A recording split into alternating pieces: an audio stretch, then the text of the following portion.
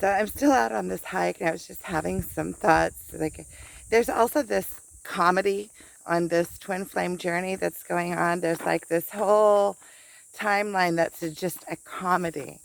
The whole thing is just funny.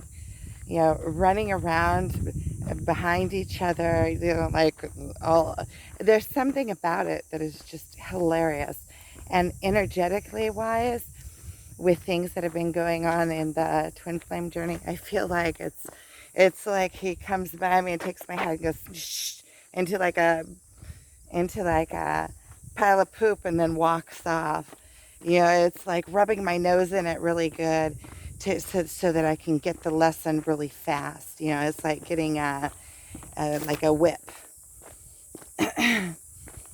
Yeah, to learn the lesson strong, hard, complete, and get over it.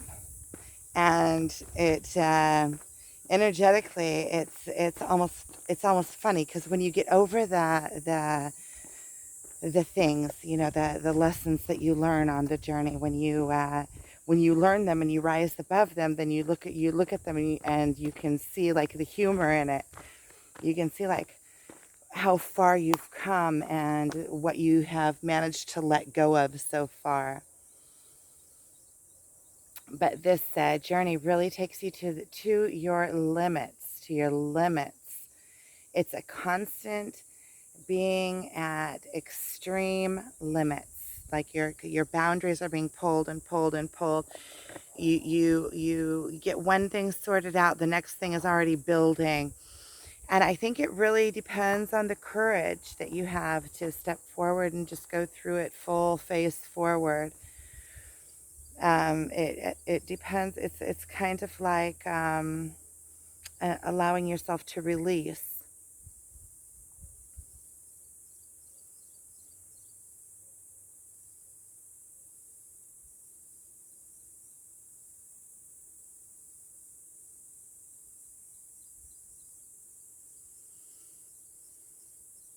See, when these things come through, they come through for me too. It's a knowing. It's a knowing. It's a place of release. But there's so many different aspects to it. It's like finding the balance in between releasing and holding on. There's kind of like I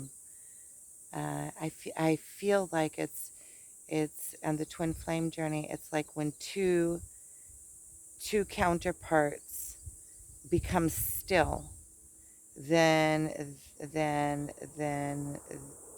they can work together.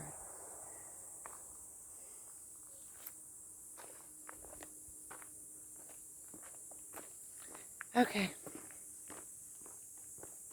I was just hiking. I was just going to hike up the mountain. Over there was a place that I was going to go through, and I started hiking up the mountain a little bit. And I stopped and took some pictures, and the dogs were waiting down on the bottom. And they were like waiting to make sure that I was going up that way before they wanted to come, because it's kind of like they didn't want to come. And so I got quite a ways up there, and I was doing partially mountain climbing because, like, on the stone face, because of the stickers. And then after I took the pictures, I was thinking to myself, do I really want to go out in the sun? The sun's already getting hot because it's getting close to probably 10. And do I really want to go hiking in the sun when I don't have a hat and I don't put on sunscreen? So I've been meaning to be face on, and the sun's already getting hot, and on the way down it's a big sticker patch, and there's snakes out now, and I'm thinking more about the dogs, and the dogs would have to find a different way up, and I would be all scratched up because I'm wearing pants that are like 3/4. So I started thinking about all those things. And then I said, well, if you started something, finish it. It's like there's a life lesson in this.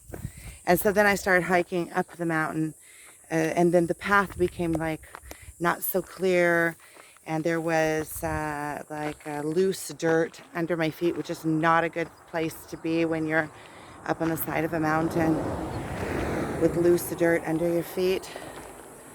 And then I said, you know what? Part of this is also there is no has to be a certain way. You can choose it. And part of it is wanting the easy way. You know, I want things to happen for me. Come on, Lola. And I want to also be the bigger part of that was that I want to be fluid and be able to, you know, flexible of mind and be able to change my decision if I want to, because of any way that I feel on the way. So there's a bigger lesson in it. So you can see like the different levels.